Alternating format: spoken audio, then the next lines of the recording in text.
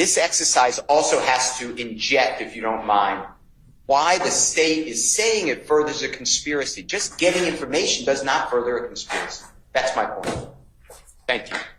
Thank you. And, Jerome, if I can add some additional facts, because I don't want to. This is not the only time in this interview that Mr. Copeland talks about the Lil Wayne bus shooting. So this is the first time. He actually talks about the details of the shooting.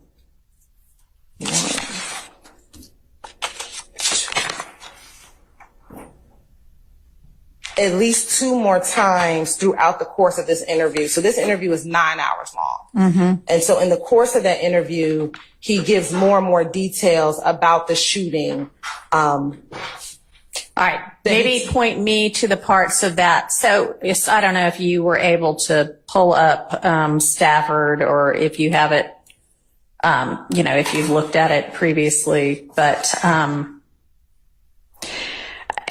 what it says is the same thing that Mr. Sharp's been arguing for a while about co-conspirator statements, and that is essentially that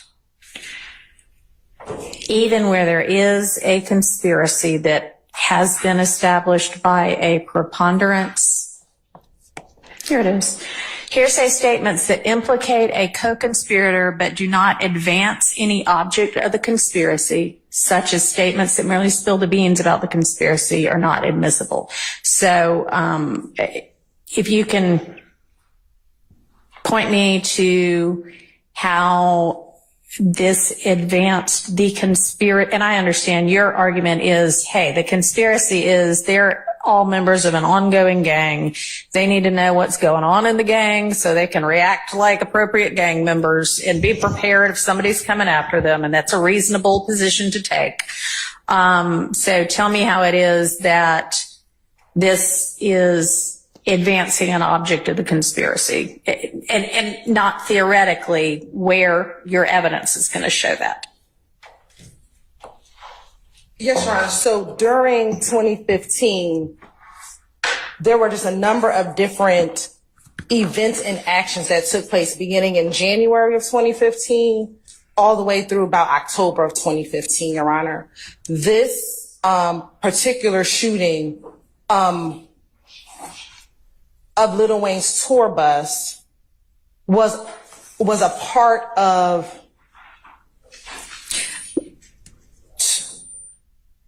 two events. So Lil Wayne, I'm trying to simplify how Mr. Carter is a part of this. So starting in 2014, Your Honor, Mr. Williams had began a musical relationship with a person by the name of Brian Williams, also known as Birdman.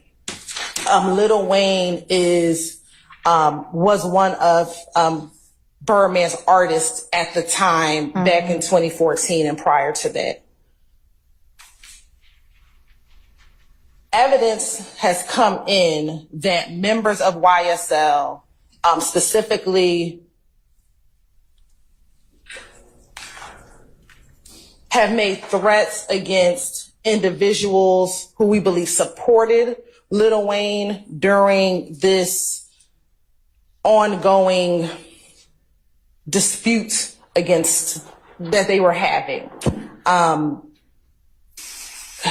Is Birdman alleged to be in a rival gang, or he's just a rival record producer in the industry? He wasn't a rival to Mr. Williams, so he was friendly with Mr. Williams. Lil Wayne, we believe, became a rival, and we're talking about back in 2014 and 2015, of Mr. Williams at some point. At some point, there was some friction between the two of them in which Mr. Williams made subtle threats to Lil Wayne via social media. That evidence has been entered before this jury. And we believe that the gang, when Mr.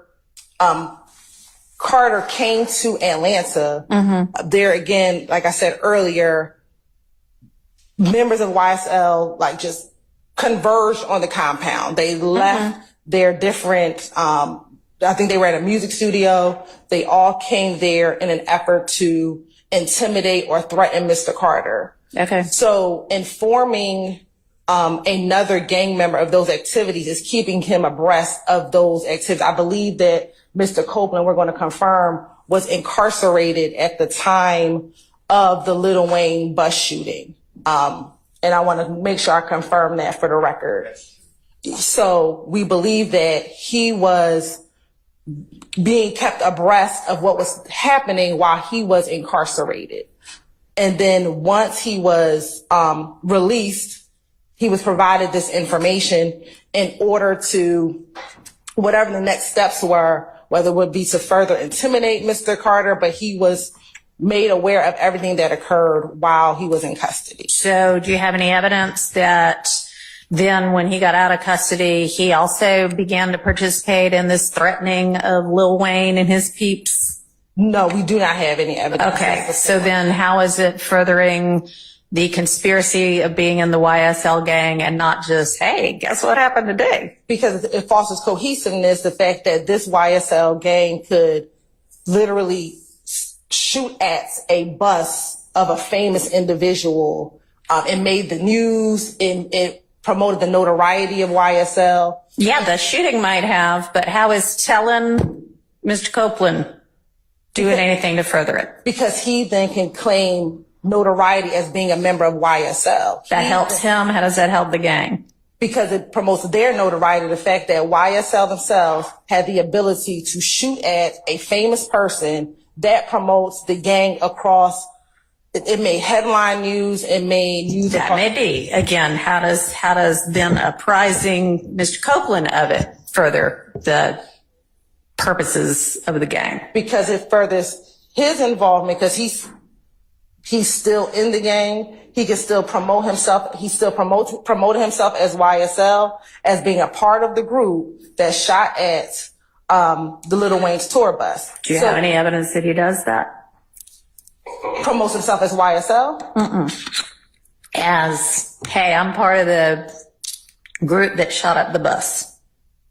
I don't have evidence of him saying I have evidence of him saying he's still part of YSL and claiming affiliation with YSL, because collectively they shot up the bus, not the specific individuals, but collectively as a group, they shot at. Does he post or brag about YSL shooting up the bus?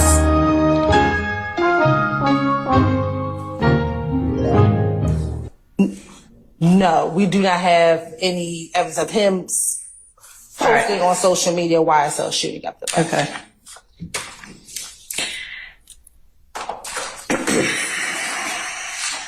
All right, so we are then looking at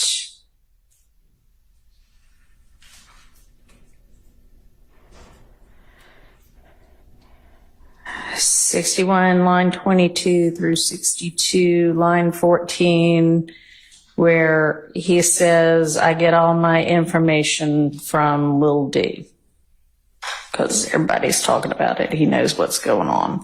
And I don't think y'all have sufficiently satisfied the co-conspirator exception there. I'll keep that part out. Let's move on to the next one.